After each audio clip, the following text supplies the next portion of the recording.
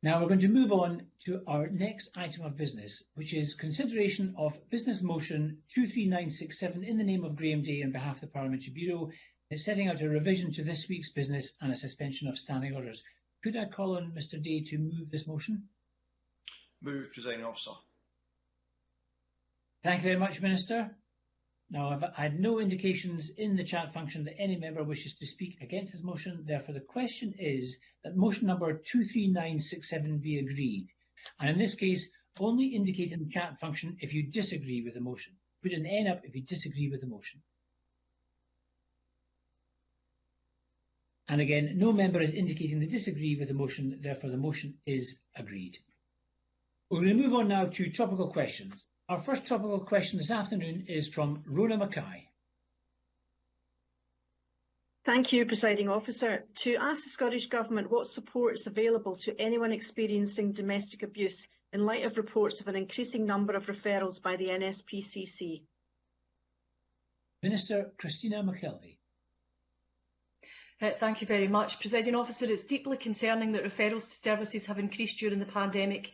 It is important to stress that lockdown restrictions do not prevent a person and their family from leaving their home if they are escaping domestic abuse. And Police Scotland continues to prioritise domestic abuse cases. We would also encourage anyone experiencing domestic abuse to get in touch and get the support that they need using Scotland's domestic abuse and forced marriage helpline, which can be contacted at any time of the day on 0800 027 1234.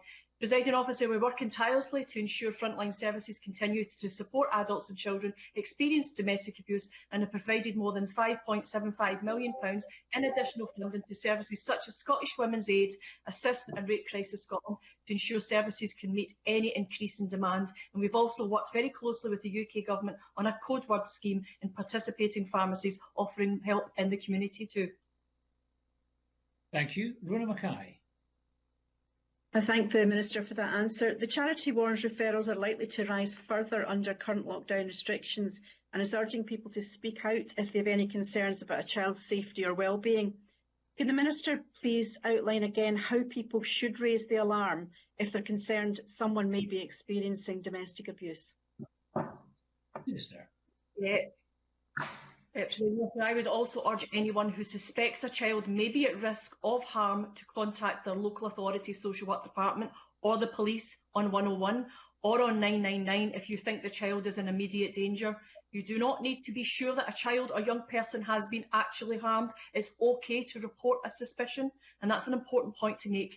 The NSPCC helpline on 0808 800 5000 also provides information on reporting concerns about a child at risk of harm and advises on child protection. You can visit their website, which provides further information. And as I said, Scotland's Domestic Abuse and Forced Marriage Helpline can be contacted at any point in the day, and they have information and guidance too.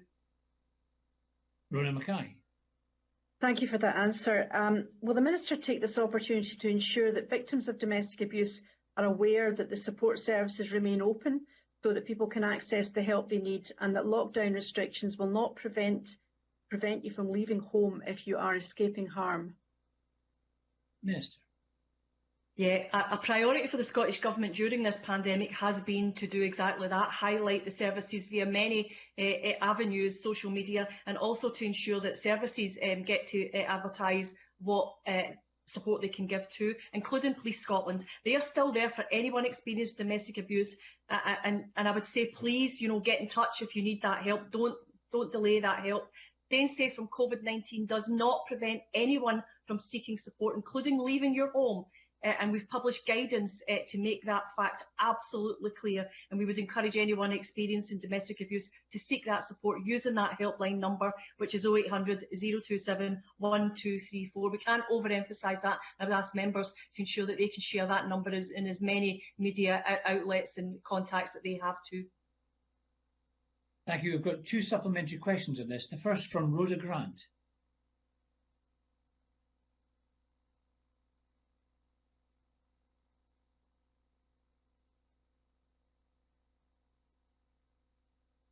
It looks like we're having trouble getting Rhoda Grant. We've got another supplementary from Shona. Oh, there's Rhoda. Thank you, Presiding Officer. Does the Cabinet Secretary agree that given children can also be victims of abuse, that the Domestic Abuse Protection Scotland Bill should be extended so the protections apply equally to them in their own right? Minister. Thanks, Rosa Grant, for that question. She'll know that the Domestic Abuse Bill is currently going through the parliamentary processes, and I think it's coming up for stage 2 soon. I would certainly take away and have a conversation with the Cabinet Secretary for Justice, who's leading on that bill, on the point that Rhoda Grant makes, and take that forward and come back to her specifically on that point, because I think it is part of the process, and I don't quite know, Presiding Officer, where that's at this moment in time, but I'll certainly ensure that I get that information from the Cabinet Secretary and come back to Rhoda Grant. Thank you very much, Minister. And Shona Robertson. Thank you. The Minister mentioned in her answer to Rowan Mackay that the new code word scheme, where those suffering domestic abuse can find a safe space at many high street pharmacies, is an important service. Can the Minister say more about how this new scheme will be rolled out and publicised to ensure that women get the support that they need through this discreet service? Minister.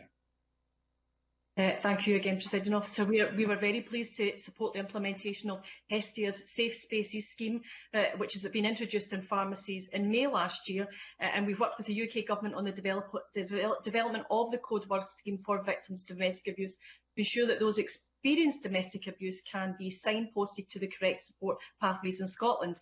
We will continue to work with the UK Government and our partners in Scotland to monitor the implementation of the delivery of the code word scheme to understand how we can best support, enhance and promote the delivery of that model in Scotland. The scheme is being currently delivered in Boots stores in Scotland, and last year I had the pleasure of meeting Mark Donovan, who's the Chief Pharmacist for Boots in the UK, where we discussed the importance of ensuring that the scheme is properly evaluated and that stores work with local communities to embed the scheme and link in with local support groups. And we will continue to work with the UK Government, our partners in Scotland, and partners in Scotland to monitor and monitor the implementation of the delivery of the code word scheme and understand how best we can use that to support, enhance and, as I say, promote the delivery of this very important scheme.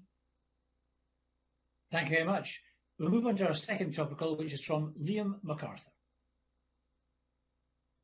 Thanks, Presiding Officer. To ask the Scottish Government what its position is on reducing the remand population in light of reports that it's nearly doubled since April 2020 and that people awaiting trial are restricted to their cells for 23 hours a day. Cabinet Secretary Hamza Youssef.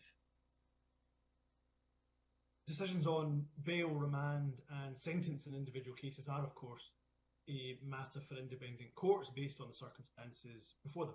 I agree, generally I'm sure with the member's position, that there are far too many people on remand as a percentage of our prison population in Scotland. We know remand can have a damaging impact akin to short sentences in terms of disruption to housing, families, employment, all factors.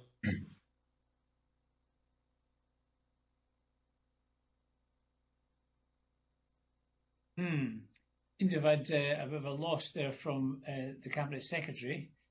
Mr MacArthur, I don't think you got a chance to hear the full answer, but do you want to give your second supplementary, or your supplementary, and we'll see if we can get the Cabinet Secretary back up. Thank you, Presiding Officer. Certainly, I acknowledge the point that I heard the Cabinet Secretary make in relation to the risks that can arise in terms of reoffending from